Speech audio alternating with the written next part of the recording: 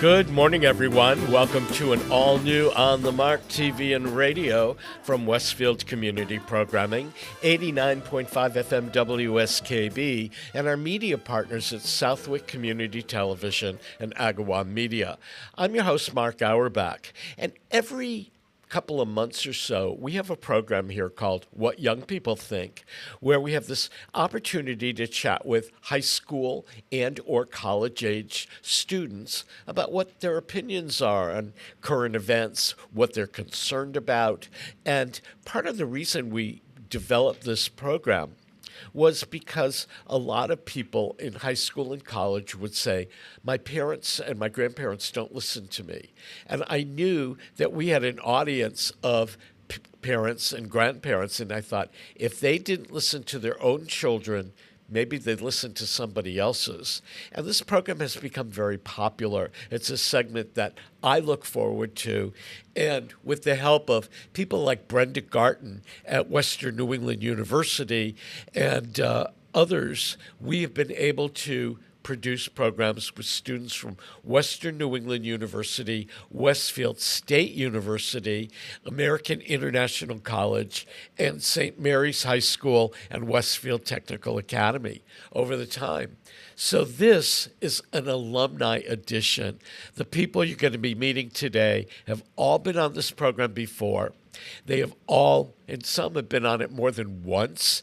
And we're going to kind of go back and revisit. They've all graduated college and they're off in the world making their start at things. And so I'm really glad to have this reunion episode and to chat with everybody today. So I'm going to ask you to, first of all, introduce yourselves. Tell us where you went to college and graduated, and what you've been doing since graduation. And I'm going to start with Simone. Where you been the last couple of years, Simone? Hi, I actually graduated from Western New England University. I had a BA in Communications and English Literature. And since then, I started my full-time job as a learning specialist at an uncommon school branch. That is terrific. And Aubree Carr, it's good to see you. Yes, it's good to see you as well. It's been a long time. It has. What are you doing? Well, I currently work for Springfield Rocks Radio Group, which is a corporation that holds Rock 102 and also Laser 993, two local stations. So I started when I was in college as an intern, and then they put me on their street team when my internship was done. And then from there, I picked up the role of the receptionist for the past 4 to 5 months for their company. But it's actually my time is done there. So the job is shifting and it's time for me to find a new occupation. So I'm kind of like interested in working with children. I'm really into finding something on Indeed. I hope I can like further my research. Aubree, when you came on this show a couple of years ago, you talked about a project you were working to get toxic weeds out of a pond in Granby. And you brought your the head of that program on, and we did a special segment. Are you still cleaning up that pond every year? So last year I wasn't able to participate. But the woman that I did bring on the show, Dory Gallin, she was fortunate enough to spend a lot of time on the pond last summer. And right now, we just had a meeting, her and I, we're trying to figure out like a list of volunteers. So that's like our huge goal right now, is to get as many volunteers as possible to help us, because not only does it make the job better and go quicker, but it's more fun the more people we get to do the task. That's great. Emma McCorkindale, good to see you. What has happened to you since you graduated? Yeah, hi, Mark. It has been a while. So during school, I worked full time while going to school full time my senior year at 22 News in Springfield. And I continue to work there as a digital content producer, and I'm also training on the assignment desk as well. That's great. Another classmate of yours who was on one of the What Young People Think just started as a producer at 22. Yes, Ted Zawinski, I believe that's his name. Yes. That's who you're thinking of. Yeah, he's doing a great job. He actually just started overnights, so that's a big adjustment change for him. But he's doing a great job, and we have other interns from Western New England that are working at 22 right now as well for digital wise. But so Western New England students are doing great out at 22 News. So. And we have Addie Patterson. Addie, I know what you've been doing since you graduated because our paths cross professionally all the time. Why don't you tell everybody what you're doing? Absolutely. Well, hi, Mark. Thanks for having me on again. It's so great to be here and to see everybody. Since I graduated, I've been working at Western Mass News, also in Springfield, a little bit behind the scenes as a producer, and also got to do some on-air stuff reporting as well. And I'm thrilled because Addie and I get to work together behind the scenes at the Springfield Chamber Players and some of their concerts. And so we're in touch. We see each other every couple of months. Absolutely. And I love it. And I'm always looking forward to the next concert I get to do with you. It's always a great time. Yeah. And Nicole, welcome back. Thanks, Mark. Yeah, things have been kind of rolling and changing a lot since I graduated from Western New England in 2022. So I started out right after graduation working at Eastern States Exposition, or the Big E. I was there for a year in the marketing department as their communications and social media manager. And then I actually decided I was going back to graduate school. So I'm pursuing my Master of Fine Arts right now through Salve Regina in Newport, Rhode Island. So I'm doing that and working full time as an admissions counselor at Huston University in Bangor, Maine. So are you traveling back and forth between school and work? No, I'm actually remote for both pretty much full time. So I actually got back from my residency for school yesterday. I got back last night. So I spent the last week there, but my graduate program is low residency. So I'm only on campus twice a year for a week at a time, which is great. And then I do a lot of traveling for work throughout the fall and the spring. So let me ask you, all of you have been out of school at least a year or two. When you were graduating and you thought you were going into the workplace, was your transition to the workplace what you thought it was going to be, or was it different? For me personally, I think it was very different. I think when I graduated college initially, I was, we have the mindset, my parents definitely were like, you got to get a good job, you got to start making good money and paying bills. That's what being an adult is. And so I was really excited to get out into the world. And then I think for me, over the last couple of years since graduating, I realized what I'm willing to work with and not work with when it comes to a job, which is super important to me. And I think my path has changed a little bit since I initially graduated, but I'm loving where I'm at right now. That's good.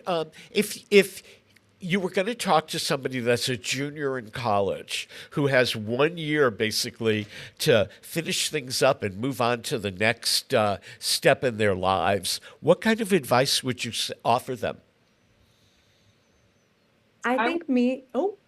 No, go ahead, Nicole, please. Sorry. I think being fresh out the gate, and if you're getting close to graduating college, I would definitely think about what is going to make you happy. I know that's kind of, some people say it's a cop out. You have to do things that are going to make money and stuff, but I think our world's changing quite a bit, and you should definitely do something that, is going to help pay your bills, but isn't going to drain the life out of you when you get up every day.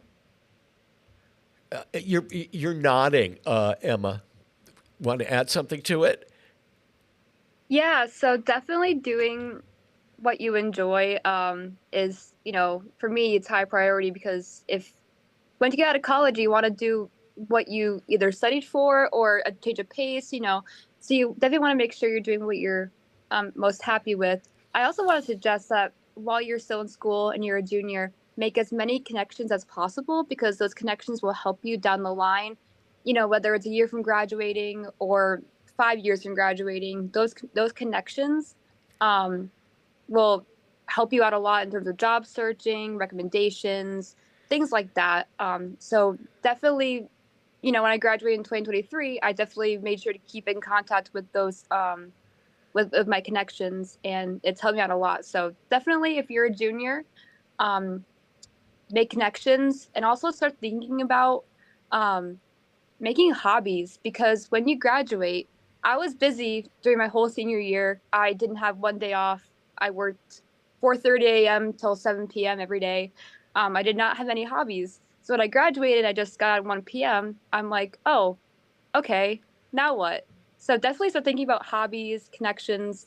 Those are my two biggest pieces of advice. Okay, we're going to interrupt here because somebody else just joined us. It's Matt Jones. Now, he's the only one here that did not go to Western New England University. He graduated from Manhattanville College and then went to graduate school in Israel and came back. And the pandemic really cut his plans short because he couldn't go to Israel during the pandemic. And he ended up working at Starbucks for a while, then got his chance to go to graduate school, and then came back to do a career that he wanted to do. Matt, it's really good to see you. Hi, Mark. Thanks for having me. Apologies for the technical difficulties. So. Okay. We asked a question of everybody else, Matt, and I'm going to give you a chance. You graduated, and you have to tell us, first of all, what you're doing since graduation. Yeah, so right now I'm working as an intelligence analyst for a Fortune 100 company. So essentially on a day-to-day, I'm looking at events around the world and how they affect that company or its reputation, things like that. And if you were talking to somebody who was a junior in college right now, what advice would you offer them in terms of what happened to you when you graduated and and your path kind of took a different direction because of the pandemic? Yeah, I mean, I would say for somebody that's a junior or sophomore in college, do something you like and supplement it with some skills that will be applicable, across the board to various industries. Um, my path took a while to kind of hone in on, the more security side of international relations rather than politics, domestic politics or something like that. So it was a bit of a winding path, and it took me a few internships and some jobs to really nail down what I was interested in and what I was good at. But you're glad to be where you're at now, correct? Yeah, yeah. I'm I prefer to be doing it for the public sector rather than the private, but it takes a while to get through the process and everything. So Okay. And we were talking with Emma. Did you finish what you wanted to say? Okay. Simone, I want to get your take on this. For the junior question? Yeah. Yeah. If you were going to talk to somebody who was a junior, what advice would you offer them based on your own experiences of going out in the work world? It's pretty similar to Emma, actually. I was going to talk about mentorship. I think for me, as someone who was a communication major and an English literature major, and then all of a sudden switched to psychology or working with kids with learning disabilities, it's a gap. It's definitely different from, how to appear on camera or how to write an essay. You know what I mean? So I did talk to a lot of professors. I did talk to people who are actually in the field already, so psychologists who are already doing working with kids with disabilities. So that took me a while from, I think, nearing the end of my senior year and the summertime. So during the summertime, I was doing a summer counseling job, but at the same time, I was making sure that I was still keeping up with the professors who was helping me with the process, as well as people who were already in the field. Aubree, you were working by the time you graduated. What kind of advice, based on your experience, would you give to a junior in college? Yes. So I was working for two different areas. So like I was working for 22 News as a digital producer for several months. I say about 6 months before I did leave the position. But I was also like I said earlier, I was an intern for Rock 102, which, transitioned into being on their street team, promoting the radio station, going to events.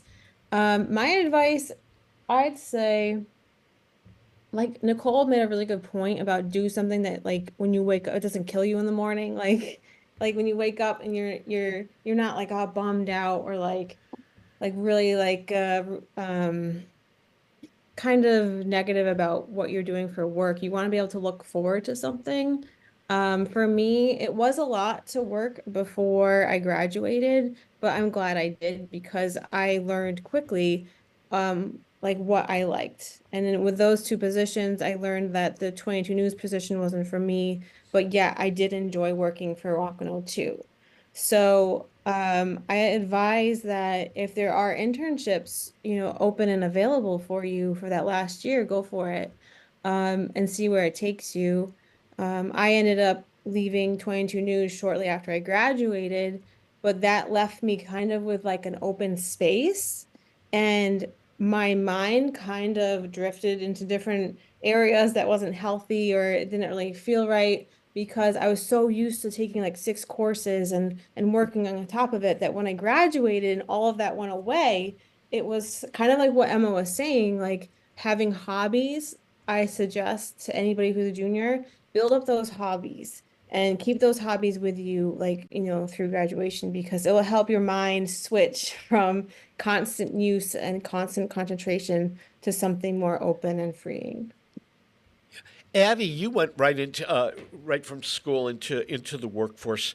As you look back now, somebody who's a junior in one of Brenda's classes, if you go back to speak with them, and I think that you have, what's the best advice you offer them? I would kind of agree with what everyone else has been saying. Definitely, if there's something you think you're interested in, go do that internship. It might not be, you might already have a lot on your plate, and it might just be another thing you don't want to do at the moment. But it will definitely give you a feel if this is what you want to do for, I don't want to say the rest of your life, but when you get out of school. And I think, that's important, like Aubree said, going out there and realizing, hey, this is what I want to do, or this is not kind of the field I want to pursue. Or you might even have a whole different change of career paths. I think it's good to not only go out there, put yourself out there, get your foot in the door places, but also to kind of make sure this is what you want or you don't want. And Nicole, you switched courses a little bit after graduating. What advice would you offer to somebody coming up the ranks? I agree heavily with what everyone said so far, and I think another thing is building your support system for post-graduation. I mean, when you're in college, your whole community's in one space for the most part, especially if you're living on campus like I did. And that was an adjustment after graduation was we're all from different parts of the country, we're moving far away. And so giving yourself that support system, especially if you're going to stay in the area where you went to college like I did right after school. I was lucky enough that some of my friends were still in the area as well. But having a support system for after graduation is huge because those are the people that are going to help you get through those hard life choices and decisions that you're making once you go from being an undergrad to being an adult. All of you benefited in one way or another from somebody who mentored you.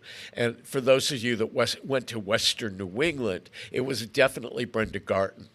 I mean, she's an incredible mentor. Matt, I know you had certain mentors in your life professionally and personally as well.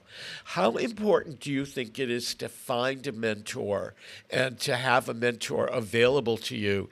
And is mentoring something you'll do for somebody else? Yeah, I think it's really important to have a mentor kind of in all areas of life, whether it's personal, professional. Um, I can go to you and talk to you about a bunch of different things, but also having somebody in my industry as well, to kind of help me walk me through the next steps, what I'd be, expected to do in certain jobs or what they think I would fit, what type of job I would fit in, things like that. As for whether I would be interested in mentoring, yeah, I mean, not a profession or anything, but if anybody that's younger wants to come to me for advice on things that they want to do, super happy to help. Which happens honestly a lot on LinkedIn. People reach out and ask me how I got to where I was, or what did I do to get a certain position, things like that. I got to say, from a personal perspective for me, I was very lucky in my career to have people who mentored me. And then a year ago, when I got deathly sick, and it was really unlikely that I was going to survive, I had people that mentored me to get me back on the road to recovery. And I think that we all have a responsibility to mentor and to give back because we all had great mentors coming up the road. And what we need to do really quickly is to take a break to acknowledge the underwriters that make On the Mark possible and the other programs here possible on Westfield Community Programming. Peter Coles is our chief engineer, and we'll be back after these messages. Support for the community programming of WSKB is provided by the Dunkin' Donut Shops of Westfield and the Sardinia family. It's nice to know that even as the world changes, Dunkin' Coffee remains the same at 7 convenient locations throughout Westfield. Listen to me, Michael Buster McMahon, Mondays 8 to 10 a.m. to learn the stories behind your favorite songs. Or don't. I'm not the boss of you. Community Radio 89.5 WSKB. Live from Studio 120 at Westfield Technical Academy, this is WCPC Channel 15 and 89.5 FM, WSKB Westfield. Welcome back to On the Mark, everyone. Peter Coles is our chief engineer. I'm Mark Auerbach, and with me today, zooming from all over the country, are a group of people that are alums of What Young People Think. They're still young people, but they're out there in the working world now, as opposed to being students. And I don't know, did any of you watch the debate the other night between Trump and Biden? Or read about it afterwards?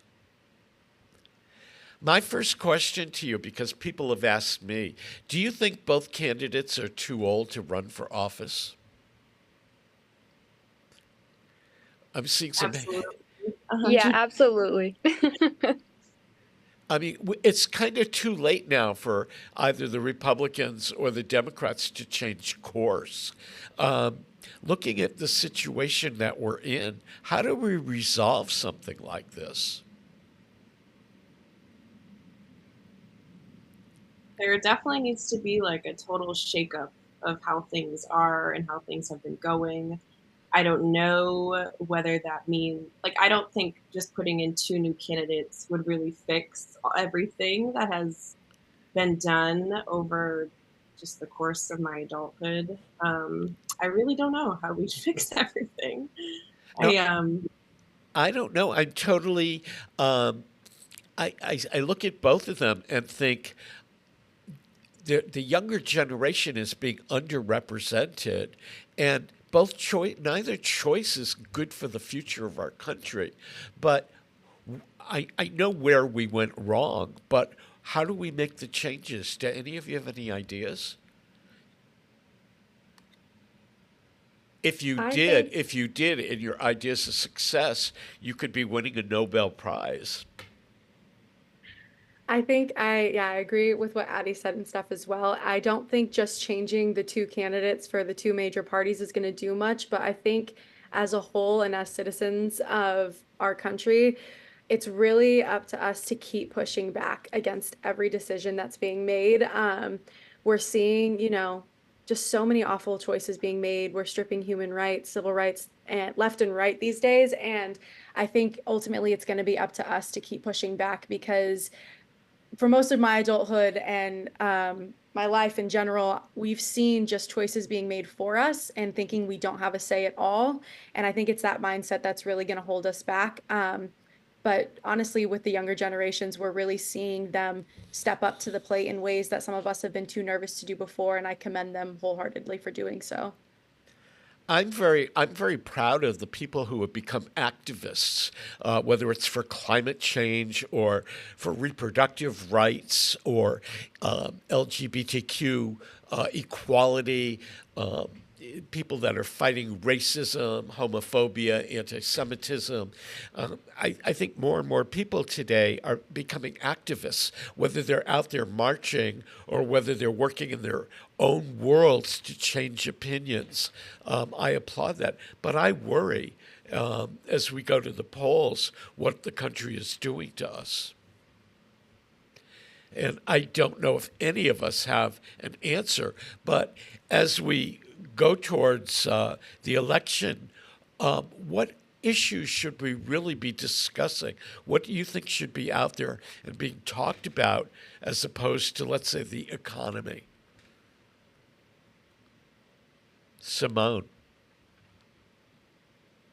Definitely for someone who's been working as a learning specialist, education should be one of them. How do we fund the public schools? Working at charter schools, it's amazing to see the struggles and the materials that we lack. And when it comes to also the lunch is not really the best. So I'm really hoping that they address like how do we make things better for kids, especially from K through 12. Aubree. I really agree with Simone. Working in a school system myself, like I have noticed the same things. And also what I think needs to be addressed is definitely like reproductive rights, the right to birth control, even the subject of abortion, and then the LGBTQ community my father is part of. So like I feel like having somebody in the family that can struggle with these rights too can be scary for us because we want to make sure that like my dad with his choices has the freedom to be who he wants to be. And then of course the choices with reproductive rights for myself, for my friends, for all women across the country. I figure those are some important what we need to look upon in the next few years. What do you think we should be paying more attention to as we go towards the election? You're going to see Trump and you're going to see Biden talk about their viewpoints, but also people that are running for other offices. What issues do you want them to be talking about, and what platforms do you want to see? I think some of the issues that that should be discussed. Just because I work in the news, I notice, businesses everywhere are shutting down because people can't afford rent it, things like that. Local businesses are shutting down. Like what Aubree said, LGBTQ education. I know a lot of schools talk about certain subjects, and they're being like eliminated, like things like that. And things can be misconstrued on social media. I just think we need to know what sources that we're looking at, and go from there. Yeah, I was really surprised the other day to read that in Florida, Governor DeSantis dropped all arts funding, all arts grants to arts organizations, arts education in school. All the funding was going to be dropped. And I look at Western Massachusetts, where people working in the arts make a major percentage of those employed, and tourism, particularly in the Berkshires, is big business. And if here in Massachusetts we said we're not going to fund any of the arts, we'd be shooting ourselves in the foot economically. So I worry about these choices that are being made that could really impact a lot of people that don't make a lot of sense.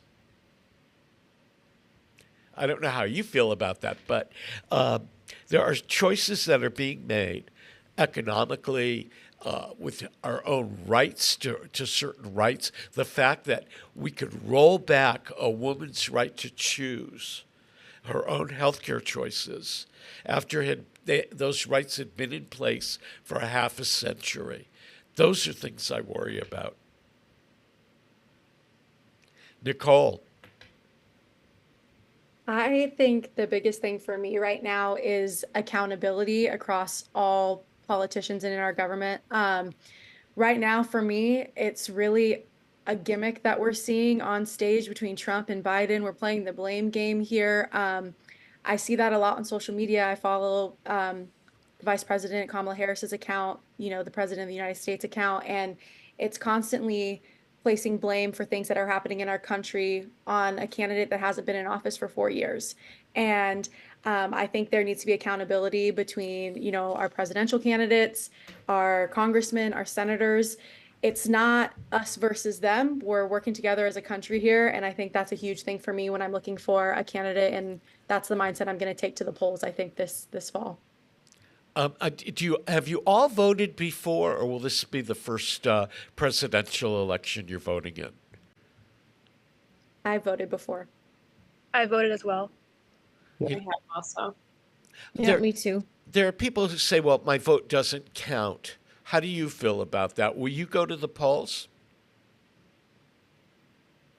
Absolutely. I think that's a huge comment I've heard recently amongst my friends and peers, that they're so unsure if they're going to vote this year. And honestly, it's scary because I think every election we get to, it's more and more important. I agree. Addie, as you look at the upcoming election and the issues, what issues are important to you that you want to see solid ideas about? There are so many, Mark. I think, like everyone said, education, like even here in Western Mass, you look at the Holyoke School District or Northampton, and there's just less and less arts, less and less after-school programs, and just more and more defunding these schools. I also think, there's a huge housing crisis, not even just all across America, homelessness. There's so many, and I don't even, on top of women's reproductive health, just healthcare in general. You call to get a doctor's appointment and they can't take you for another 8 months. It's crazy, everything we're going through. So, there's a boatload of issues I will be thinking about as I go to the polls. I just really hope there's some sort of solution, because what happened on the debate stage the other night, it's scary entering into another 4 more years of either one of these people. I found the debate depressing. First of all, I thought it was because we're all in the media, I think it was engineered for ratings. I don't think that the way it was set up, either one could really talk about the issues. They were out there to score points, and the media was out there to turn it into something else. But looking at another issue, Matt, you spent your graduate school year in a country that is now at war. When you look at the international stage and the United States, what are you looking for the U.S. to, what role do you see them playing, for example, in Ukraine or Gaza and Israel? And Matt, you were in Israel. What do you think when you see all this unfolding on TV? Yeah, thanks for the question. I was actually just thinking about that when you asked. So I think one of the biggest issues that we've had over the past couple elections is that we have presidents that are really focused on undoing something that their predecessor did, and not really presenting a vision for the future of the country and what they want the country to look like on a global stage.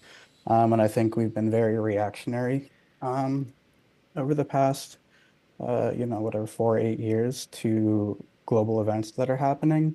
And I prefer, that we were a leader in that sense, that we were driving some solutions rather than reacting to a situation, and then, being a couple steps behind. When you see what's going on in Gaza, based upon your time in Israel, it's a situation there that is so difficult to define, but do you think it's solvable?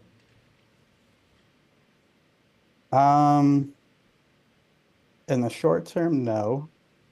I don't think you have a situation right now. I don't think you have politicians on either side anywhere in the US, Israel, Palestinian territories that we don't have leaders that are willing or able to come to any sort of agreement. I just don't think the conditions are right now for any type of peace process.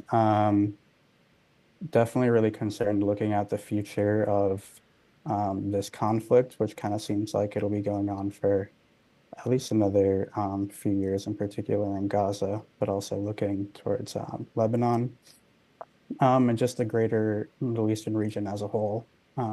We have Iranian elections coming up, so that might, that'll have pretty big implications for regional security. Yeah, I understand that. If you all are thinking of having children or you have nieces and nephews, how worried are you about their future when it comes to climate change and global warming? Addie, I'll throw that one out to you.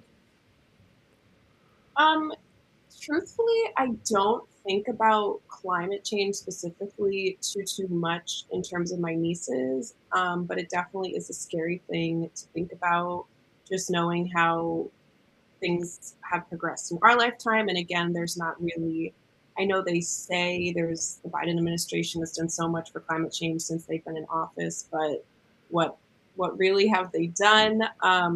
I worry more about things like inflation and, how are they going to afford a house and afford food more so than I do climate change. But obviously that is a pressing issue facing our country. We see small steps here and there, I suppose, of greener initiatives being taken. But I would say I'm definitely more focused on things like inflation when it comes to them and their lives. And in terms of my children, we're not even thinking about that. Yeah, inflation worries me because despite the stuff you read or hear on the news, well, things are better. Things are better. Nothing's cheaper at the grocery store right now, and the cost of utilities and the cost of rent or mortgages are high. How much debt did you guys pick up going to school on student loans? And do you feel you'll be able to pay it off? Yeah, so for me, I transferred schools. My freshman year of college, I went to Dean College in Franklin, Mass. And I transferred to Western New England University when COVID hit. And I lived off campus, one, because it's cheaper. And two, I just wasn't in a place to live not at home. So I took out every loan that was offered to me. Unfortunately, that wasn't, I regret it now, but that's what I had to do back then because I didn't have any other help. It was just me paying for school. So I took out every loan, every unsubsidized, subsidized, Parent Plus loan. I've taken every loan. And I'm probably I pay $250 a month just for school, $250 for my car, $100 for rent at my house, groceries on my own. So I don't know when I'll be able to pay it off, but it's almost impossible to pay it off timely if you still want to, pay for utilities or anything like that. Inflation is definitely a huge issue. I'm working 2 jobs right now just to try to afford an apartment. I'm saving up for one right now. But I don't know when I'm gonna be able to finish paying off my student loans, but I probably within the next 15 to 20 years I'll be paying it off. If somebody were in high school right now and they were facing or being given the opportunity to go to college versus getting a trade, and the reason I bring it up is the Westfield Technical Academy, where our studios are, has an aviation program. And these students can graduate from that and go right into the field and make $70,000 to $80,000 a year. Do you think that college is an essential? I think it really depends on what you're looking to do. I know plenty of students now working in higher ed and working with high school seniors. Some of them are deciding that they're going into trade school rather than going to a 4-year or a community college. I racked up a ton of debt from Western New England. I came from out of state and I was paying for it on my own, like Emma said. So I had to take out loans, a ton of them. And so I really do think that if you want to be a doctor, if you want to be a pharmacist, something where you know that you need to go to school for, I do think it's worth it. But also if you know you'd be happy doing something in a trade field and that's not going to be necessary to make you happy, do that instead, because the loans are outrageous right now. They certainly are. And I wish there was some way to help people get that shackle off, because life would be so much better and more rewarding if you weren't paying more than you needed to back in payments every month. We're going to take another fast break to acknowledge the underwriters that make On the Mark possible. Peter Coles is our chief engineer. We'll return after these messages. Don't go away. Support for the community programming of WSKB is provided by the Dunkin' Donuts shops of Westfield and the Sardinia family. It's nice to know that even as the world changes, Dunkin' Coffee remains the same at 7 convenient locations throughout Westfield. Underwriting for Community Radio on WSKB is brought to you in part by Rockies. Over 30 convenient locations throughout Massachusetts, Rhode Island, New Hampshire, Connecticut, and Florida. One of the nation's largest ACE dealers. Expertise and great product selection in paint, hardware, lawn and garden. That's Rockies. Rock solid service since 1926. On the web at rockies.com. Join me, Tina Gorman, each week from 6 to 8 a.m. for Wake Up Wednesday, when my guests and I discuss health, wellness, and lifestyle reimagined. Community Radio. 89.5 WSKB. Live from Studio 120 at Westfield Technical Academy, this is WCPC Channel 15 and 89.5 FM, WSKB Westfield. Welcome back to On the Mark, everyone. This is a What Young People Think, an alumni edition. If you missed a part of today's program, or you want to watch it again or share it with friends, it's archived on YouTube under WSKB Community Radio. And I went back to the archives on WSKB Community Radio, and I've seen some of the programs we've done before. And we're all looking younger today than we did 2 or 3 years ago. But it's kind of fun to go back and watch some of them and see what we were talking about 2 years ago, 3 years ago, or even 4 years ago, and how some of us have changed just look-wise, each going from episode to episode. So I recommend that if you have a little time to kill and you want to go back and relive some of them, you check them out on the archives. We're talking with people today who have expressed their opinions over the years, starting when they were in college. Everybody on today's program has been on this program at least once, some twice. I think, Simone, this is your third time, right? Or maybe fourth. Third or fourth. This is my fourth. And Addie, you've been on a couple of times, but you also, I had a chance to chat with you one-on-one not too long ago about your work as a reporter. And Nicole, you've been on at least 3 times. I believe this is my fourth, yeah. Yeah, and Aubree, you were on at least 3 times, plus you did that program with the professor from Westfield State about the pond. Yes, that's correct. And Emma, I can't remember how many times you've been on, and Matt, I think this is your second or third. So do we... this is my second time. Second time. So do we do what young people think better now than we did before? I think I'm more prepared now than I was before. Yeah, I agree. I think I was really nervous about political questions because of the lack of time I put into watching the news.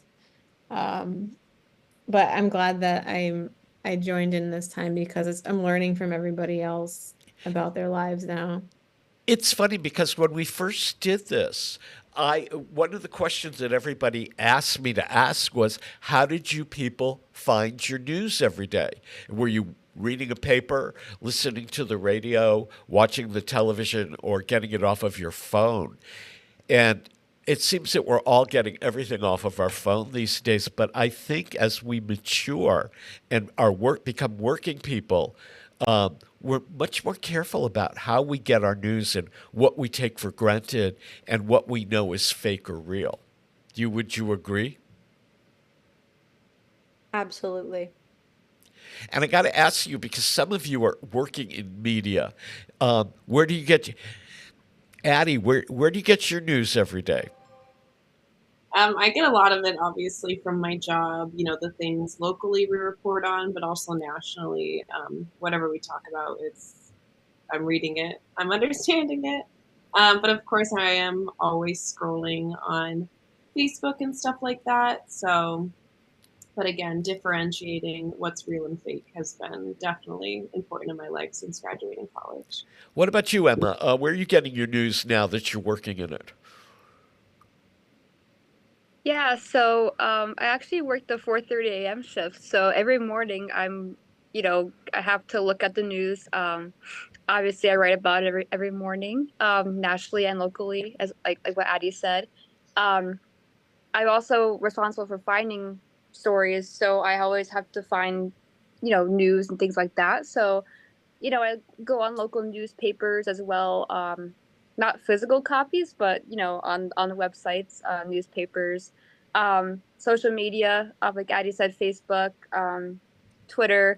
I wouldn't trust a lot of news on TikTok, but that'd be your own.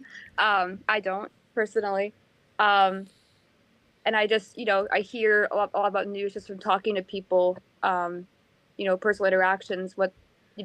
Oh, did you hear this? Did you hear that kind of thing? But yeah, I mainly get my news from 22 News. So Yeah, and what about you, Aubree? Where are you finding your news these days? I find my news through conversations with my dads because they're like avid news watchers. Like when they come home at night, they don't put movies on, they put the news on and like for hours. Or like they'll play news like on like a Saturday or Sunday like all day long. So it's funny, like I get my news from overhearing what they're listening to. So sometimes I'll purposely like shut off my music just so I can listen to what they're listening to, or like I ask them questions about what they've seen in the news, or sometimes I don't even have to ask, they'll just come and tell me. But yeah, so I keep making this promise to myself, like, oh, you got to be more independent with what you learn about the news. But for right now, they've been kind of helpful. I don't know. I found that because I'm in media and news, I seem to watch it and read it less and less frequently. I find that so much of it is depressing. And after I go through a day of work, trying to find the optimism and things that are upbeat, I don't want to watch the news. Although I've got to say, I follow every single story that Addie does because they show up in my Facebook feed. And Addie has actually done a couple of stories for some of my clients. And she interviewed me before a concert not too long ago, which was really funny because I go to dialysis every other day and I'm kind of the anonymous person there. And after I appeared on Western Mass News, they all knew who I was. And the next day I walked into dialysis, like, I saw you on ABC 40 or I saw you on Western Mass News. But I can't watch the news. It just brings me down right now. I can read the news. I can pick up the New York Times online and read it or skim the headlines on Mass Live so I'm aware of what's going on. But I find it very difficult after a long day's worth of work to sit down and focus on it. Matt, what about you? Where are you getting your news these days? Yeah, so I guess pretty much my whole job is just following and reporting on the news, as it sounds like a lot of people here as well. So where I get my news, a lot of it comes from Reuters or Bloomberg, social media. I think those are usually where I pull my news first from. I definitely prefer sources that are more um, are less political, that don't really have a leaning either way, um, which is definitely hard on social media. But yeah, and I guess going off of what you said about needing a break from news, definitely if you look back at what happened in October after following that all day at work, and then you go home and you look through social media and you find even more videos and more opinions on what happened. I definitely needed a break. So I deleted social media for a few weeks just to get that mental pause. And I think that's important, uh, you know, whenever you think you're feeling overwhelmed by what's going on, because overwhelmingly the news is negative. Um, that's just the nature of the business, I think. Here's a question for you. Um, Everybody knows that you graduate college and you go out into the work world, and there's a lot of challenges that you never expected to have. Or maybe somebody that graduated a year or two ahead of you said, gosh, it's going to be challenge after challenge after challenge. What one or two things has happened to you since you graduated college that makes you smile and that you're really glad happened? For me, I can tell you in the last year of going through almost dying and having a friend help me get through a really awful time in my life and get me back on my feet was an unexpected pleasure that turned my life around and made me glad to be here. Have any of you had an experience since you graduated that makes you go, wow, I'm glad I'm here? Simone. I think near the end of my senior year of college, I think I was just really proud of the decision to search for graduate schools for school psychology. Like, I really wanted to see what that field was all about. I knew that I always wanted to help people, whether it was, on the news or as a teacher with kids. Like, I knew I wanted to help people, but there was a part of me that really wanted to help kids with learning disabilities because I grew up having one. I still have one. But though I also want to make sure that the kids know that if they have an IEP, they can have that throughout college as well, because that really helps you get extra time for tests. Make sure that you are in a secluded room so you can take the test. So things like that. I also had powerful mentors like Brenda Garten. I also had Douglas Banema, and then as well as Janet Bodan to help me through the process. Nicole, one thing that happened to you since graduation that's made you happy? I would have to say making the very hard personal decision to go back to school and chase my dream of being a writer. I've had my first poem published in a small lit journal recently, which is absolutely huge for me. And I think deciding that I wasn't meant for a regular 9 to 5, 8 to 4 job and being a creative full time and leaning into that was really big for me. So I'm proud of myself for doing that because it's not easy. Obviously, I still have a full-time job and I'm loving that as well. But definitely chasing my dream of being a writer has been really, really good for me. That's great. Aubree. Hi, yes. So this is kind of bouncing off of what Nicole mentioned earlier about having a support system. My support system since I graduated has grown. Like the circle has changed and it has grown. And I think like there's this one specific person, my friend Nancy, she's actually my neighbor, and she's in her early 70s, and she's like my little angel. Like, and I feel like if I never went to Western New England University, if I never lived in Springfield, if I never lived in Granby, if I never came to Belchertown, like where would I be? Like what type of person would I be like without her? And she's definitely made me smile, all of this time. And I think also like being able to work with the radio station, that's been, especially as a receptionist, because I see like behind the scenes of a radio station, which is cool. But being on the street team too, I see the outer shell of a radio station. So it's just a combination of people I know, support groups, and then the experience of the job I have now. Awesome. Nat, what one thing has made you happy since you've gone on here? Yeah, I would say um, seeing my education put to good use. Um, Unfortunately, what happened in Israel happened, but I think, having that experience has definitely helped me stand out in my role at my company to be able to support my company and its business interests over there has been very rewarding.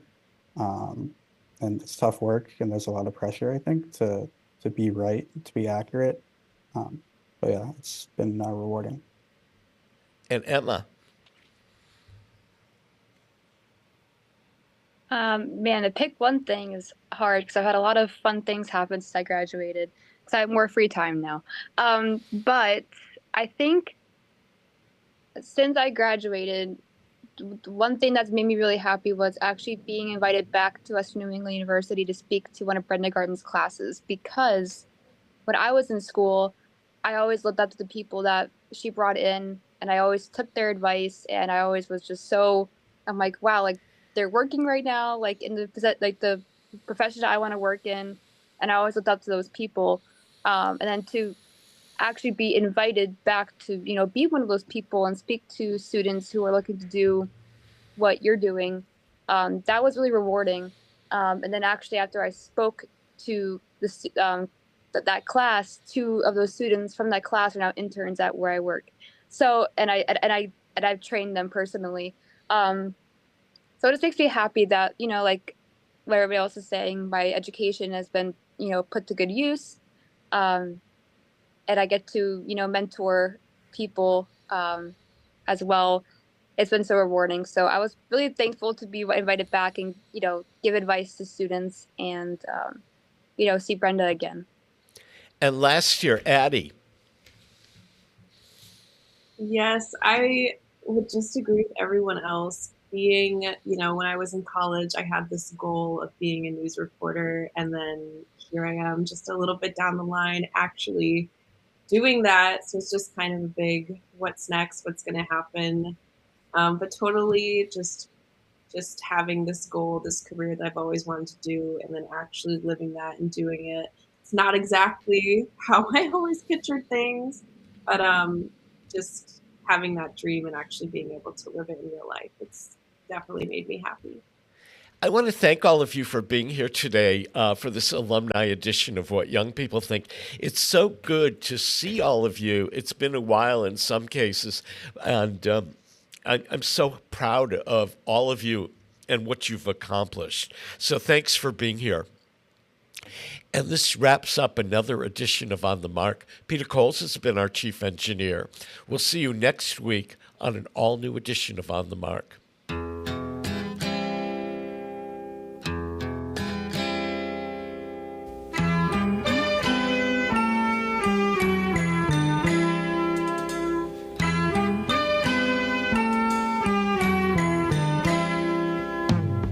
See the curtains hanging in the window in the evening on a Friday night.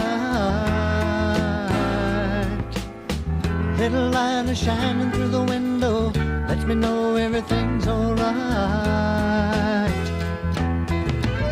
Summer breeze makes me feel fine, blowing through the jasmine in my mind.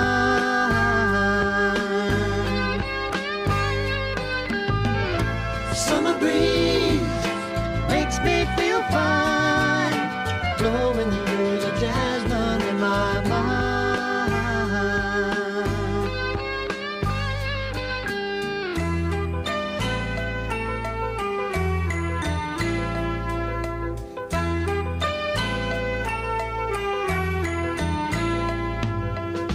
See the paper laying on the sidewalk, a little music from the house next door.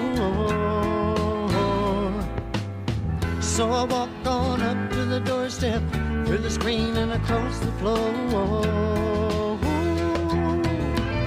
Summer breeze makes me feel fine, blowing through the jasmine in my mind. Summer breeze makes me feel fine, blowing through the jasmine.